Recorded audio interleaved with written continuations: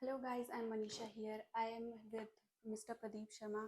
I'm going to ask him some question about IELTS reading section, which is the most difficult section said by many students. I am just here on behalf of yours to ask some question to Mr. Pradeep Sharma. There are some question I have written it down. I am going to ask him on your behalf actually. My first question would be, what do we mean by IELTS reading?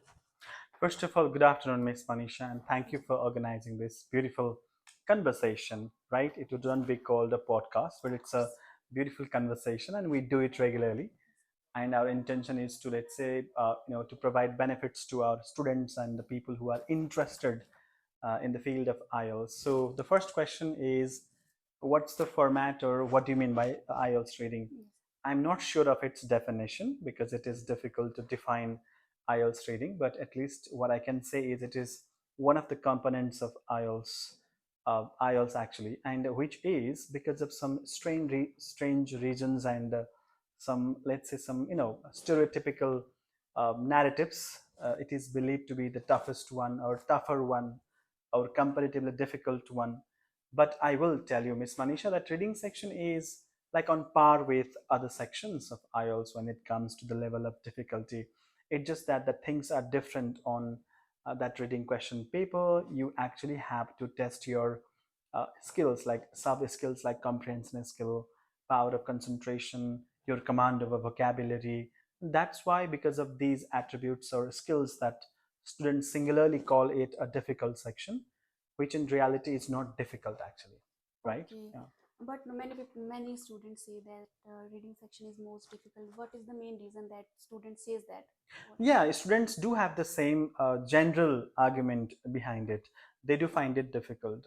Sometimes in my classes that I do tell them that it is not difficult. You just need to have a very milder approach towards this reading section as well. But it is difficult for me to convince them, right? It is because, see, in reading, and if you consider this in a very in the whole perspective, Miss Manisha, we all need to understand one thing, that when it comes to the four sections of IELTS, students, because of their academic past and their very indirect exposure to the world of English, students from their very basic academic life, they do focus on the listening section.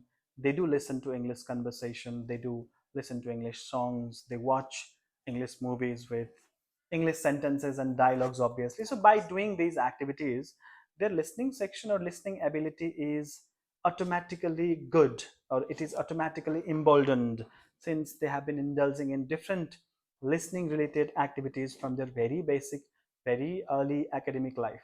When it comes to the speaking section, because we all need to understand the so-called difficulty of reading section in a wider perspective. And in the speaking section, although they do not talk to people much, but at least they do listen to conversation in English, right? So by listening to these conversations and other things, the speaking section again is believed to be relatively good. But when it comes to the world of IELTS reading, Nepal is not a learning culture. Nepalese people, including students, we youngsters, do not like to read books. We find it boring to read novels, big articles, magazines, right? That's why these students who come to our office for IELTS classes, they do find reading section difficult because they do not have reading habit. What is reading section? Reading section in total is the compilation of what, let's say, vocabulary, comprehension, the ability of comprehension, and let's say concentration. So if you use these couple of tools or skills, and then yeah, you can be a good reader, or you can be a good performer in IELTS reading. It becomes difficult, or it is supposed to be a difficult section just because we do not read much. We do not have strong reading habit, and in our or during our whole academic past, we did not prioritize reading section over other sections. And then absolutely suddenly, when you are here uh, for IELTS reading, and when you go through these strange passages, they do find it outright difficult, right? One more reason could be, I do want to highlight this one a bit further. One more reason behind the perceived level of difficulty of IELTS reading could be that the academic passages, what happens in IELTS reading is, Manisha, that you are given with 1 hour time, that's 60 minutes, right? In 60 minutes, students need to solve, or let's say go through three academic passages. Actually, we call them academic passages, right? And based on those academic passages, they'll have to find answers of 40 questions. The problem with IELTS reading is, and because of this problem, this one becomes this so-called difficult section, is IELTS reading passages are very strange in nature, I would say. Right? These reading passages are, they do come from very particular or a specific academic field. They're not general in nature. So students up until their plus two or high school, they probably did not study things like this really. So your first passage, let's say in IELTS reading section, talks about, I don't know, a strange organism that exists, deep into the Atlantic Ocean. If the second passage is about, let's say, some kind of mysterious items which have now been discovered inside the pyramid in Egypt, these are the typical, types of IELTS reading passages. Third one would probably talk about, let's say, I don't know, what, some kind of mysterious objects had now been discovered in the galaxy or something, and a student who had studied management or some other common normal subjects in his or her plus two, when that student reads these passages or goes through these passages, just because of the nature and the context of these passages, the entire passage becomes difficult because it is completely unfamiliar to him. It is completely alien to his academic past, and he calls this a difficult passage, and in total, a difficult section. So it's simply because of our poor reading culture, also because of the uniqueness of these IELTS academic passages. That's why students find it difficult. Okay, as we talk about IELTS reading section, there are like we have to get there are 9 band. So usual people or students usually get like 5 or 5.5 or True, 6 true, true. usually.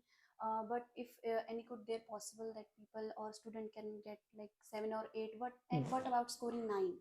It is definitely possible. I would not, let's say, wipe off the possibility of getting this, the maximum possible score of 9 out of 9. Many students have done this in the past as well, but it would be tremendously challenging, really, to secure this 9 out of 9 in reading. Yes, the person needs to be a kind of a kind of a talented person, so to say, really. Yes, it is possible. Many students have done this, but I think if a person wishes to get this 9, which I think would be a very, a chimerical target or utopian target or something, because it is truly unlikely for common students to get this 9 in reading, right? Because they're always there for this 6 or 5.5 or maximum 6.5, and they will be more than happy to get this 6.5. But for someone to secure 9, I would say the person needs to have a solid academic, solid academic past, a person with impressive schooling, a person with really good command over English, a person who knows majority of the English words used in day-to-day contexts, a person who knows the basic grammar and sometimes advanced grammar as well, a person who has got very sharp comprehension skill, a person who understands, the mainstream affairs going on in the world. Probably that person, and if he again adds some extra hours of practice and hard work, probably that person becomes eligible to get this 9 out of 9. Otherwise, it's a very unlikely situation for common students to get 9 out of 9 in reading. If you ask me, that many students have done this in the past. I still remember the name of this gentleman, right, who actually did this in the past. But yeah, it's because of all those factors, we can get 9, but it's truly difficult. Yeah, that's true. Okay, actually, when I was a student of IELTS, I Yeah, I was remember studying. those. Yeah. So I have this question in my mind that if 60 minutes like enough for me to do reading section Hmm. of IELTS, I was not able to like manage the time. So how could you like give an idea, or how could you just give idea someone to like suffering from the time management of IELTS reading section? Thank you so much, Manisha, for this question. Yeah, it's an excellent question, and I do want to say that even I'm not this kind of a person who knows the beautiful time management skills. It's a whole lot of debate that needs to be studied in a university or or college. Time management is an art in itself, really. But from my perspectives, I can say that yes, time management becomes really crucial for IELTS aspirants or candidates, especially in reading section, because the students typically have the lamentation, right? They do have this single grudge that 1 hour is not enough. Let's say I told you about the peculiar nature of those passages, and for a student, let's say a normal student, who has to read these very boring like academic passages about, I told you, this mysterious object which has now been found inside the pyramid in Egypt, a kind of a tree that's in the deep of the jungle, deep in the Amazon jungle. So student first finds these passages truly challenging. Second, and the person needs to solve these passages and find out the answer of these questions within 1 hour time period, right? Just so this time, which I believe is not sufficient, this lack of time has again compounded the difficulty of this reading section. I believe that the British Council and IDP must have considered for giving like approximately 1.5 hour in IELTS reading section, which is not the case up until now. So for your question, Miss Manisha, I truly believe that there are some strategies, let's say scanning technique, skimming method, and the third one is detailed reading technique. See, in IELTS reading section, there are 11 question types. Like if I remember them well, true, false, not given, multiple choice question, summary completion, sentence completion, match the headings, match the information. Students first need to identify these question types absolutely clearly. It's very important for them to recognize the question type, because that recognition gives them power, let's say, to deploy, to use some tools. Let's say probably this particular question type needs scanning method because of its nature. Probably to that particular question type, students need to apply, skimming method or something. Probably for other question types, students need to read that paragraph absolutely completely. For other question types, just a mere scanning would be enough for them to locate that answer or locate that word. So students first, again for the sake of time management, they first need to understand the cute little details around the reading section. Let's say reading strategies, types of reading questions, and depending on the types of reading questions, what type of reading strategy is needed actually. And again, other debates like, do I need to go with paragraph first or question first? Because in some reading questions, we just have to go with paragraph first. Let's say there is this C paragraph. This paragraph has got 7 8 sentences, 200 300 words in total. Depending on that particular question type, students sometimes need to go with this paragraph first. So students first need to have that clarity over all these, I told you, cute little details in and around the reading section. Once they overcome this, once they understand this, then this time will be automatically managed, because stretching this time period, let's say extending the time in our reading section, is not in our control. It's absolute 1 hour, and that's the case. So we can actually play with our skills and other details as well. So that's how we can manage time. Okay, so if you want to give any kind of idea, like any kind of motivation to the aspirants, so what kind of idea or motivation you can give to candidates who I are do not suffering like the from word motivation, Manisha, because motivation is for people who have faint hearts, right? Or weak minds or something. IELTS is a very rigid, very objective, and I would say very straightforward academic work, right?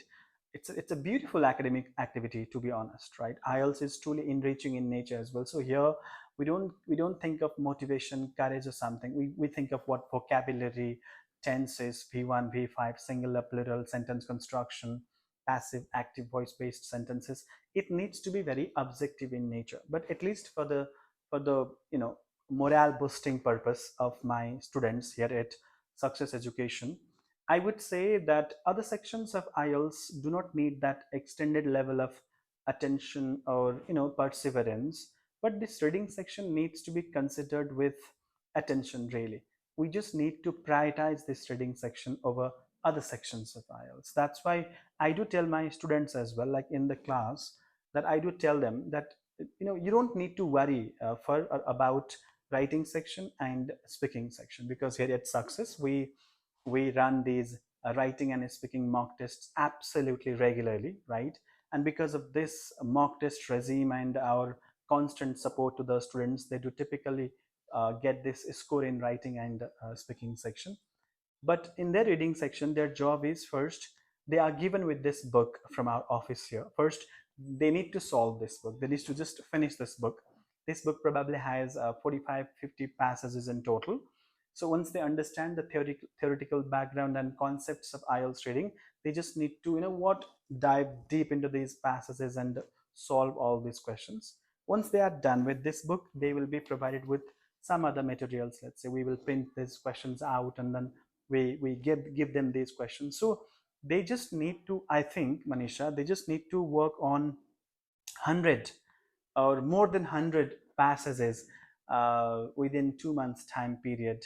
Once they do that, then I believe that they have now reached to that threshold of becoming an eligible candidate to get 6.57 in IELTS reading. So it's all like practice. You just need to first understand the theoretical background, and once you do this, the obvious step is go for practice regularly. Okay. So as we are talking about IELTS reading Uh-huh. section, how is the different from the general reading, or like we can say, General, yeah. like we can say we were learning in schools or in daily life? How is it different from IELTS reading section? Thank you, Miss Manisha. Yes, I was expecting this question from your side, and thank you for asking me this question. Really, first one, that in IELTS we do have general IELTS and academic IELTS. Probably my students know what general IELTS stands for. It is like for the people who want to immigrate to English-speaking countries, and who do want to land in other countries for other purposes, but not for academic purposes, right? So in IELTS general reading, they are given with, again, this 1 hour time period. But unlike in IELTS academic reading, where you are given with three long boring passages, in IELTS general reading you are given with five short articles, like letters, like some kind of advertisements, like short paragraphs or something. And they again have to find answers to of 40 questions. But when you just compare the level of difficulty of passages between IELTS academic reading and IELTS general reading, IELTS general reading passages are too easier than IELTS academic reading passages. So that's the first difference. Second one, if you ask me this broader question, that is the actual difference, let's say, between this concept of the world of IELTS versus our academic world during our school days. I would say during our school days, I always say that our teachers would come to our rescue. They would help us with everything that we needed, let's say, right? IELTS is, in my opinion, if you ask me to summarize this entire world of IELTS in two, three adjectives, I would say it's pure, first, and it's very unadulterated, to be honest, right? In IELTS you cannot do tampering, you cannot depend on tricks and some kind of tips or something, like we say the word, we repeat the word template in PTE. That template word doesn't exist in IELTS. In my experience, I can say that IELTS is all about pure devotion, your knowledge, and a smart practice regime, right? So that's how I differentiate this world of IELTS versus the world of our academic past. Okay, so my last question would be, there are many students who appear for the exam Mhm. in past, but they unfortunately failed it. Mhm. So they do not want to again give exam for IELTS. They mostly scared of the reading section. So how can you suggest them that they can apply for their exam again? Yeah. How can you say that? First of all, Miss Manisha, my students don't fail in IELTS reading or in IELTS I exam. know that That's for actually. sure, right? Yeah, okay. Yeah, in other contexts and in other parts of the city, and let's say in other educational institutions, yes, I usually come across, news or information that some students could not get a score in one section and sometimes in other sections of IELTS, and they do completely abandon their dream of, getting through the IELTS and landing in a foreign country and, fulfilling their abroad education or something. I would ask them to come to my office here at Success, and at least, I'm not promising them with this band 7 that needs, I told you, hard work, perseverance, and Of course. some kind of time investment as well. But at least we will be, you and I, here with these amazing staffs here, we will be providing them with a platform, platform with materials, resources, where they can actually explore lots of avenues to sharpen their skill. They can sit for the mock test regularly, and they can write many essays, and their essays will be checked in time, right? So I would ask those students who have once failed in IELTS to come to success and appear for these beautiful mock tests here, and then, you know what, reconsider doing it again. So yeah, come to our office and sit for these mock tests. You will, you know, we will not let them down, obviously.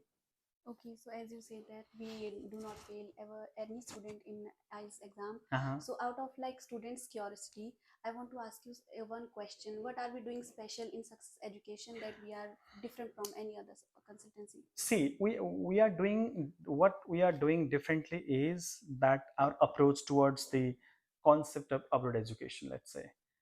In terms of IELTS, people find it a cash cow, like, you know, let's induct 70 students and extract 5,000 from each one of them. It becomes 3.5 lakh.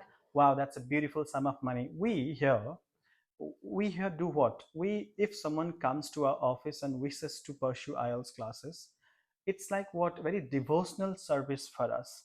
We do help that student with what he needs. If that student wishes to continue his classes for 6 months, we don't have problem with that. If a student wishes to write, I don't know, 100 essays and wants to submit those essays to his teacher here, we don't have problem with that.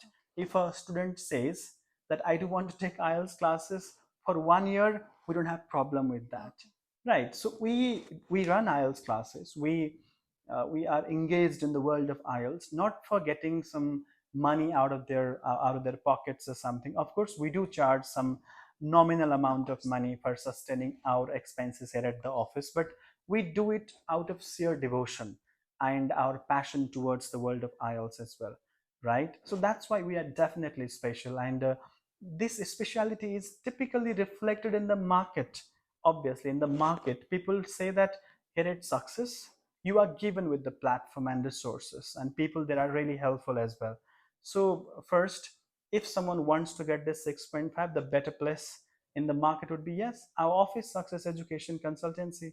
Thank you, Ms. Manisha. Oh, thank you, sir. That's it, student, for the today. I want to thank Pradeep sir to give their precious time to me and to you. That's it for today. If you have any kind of question, you can comment down below and give like, comment, and subscribe to our Thank YouTube you, Ms. channel. Manisha. Thank you, Ms. Versa. See you. Thank you.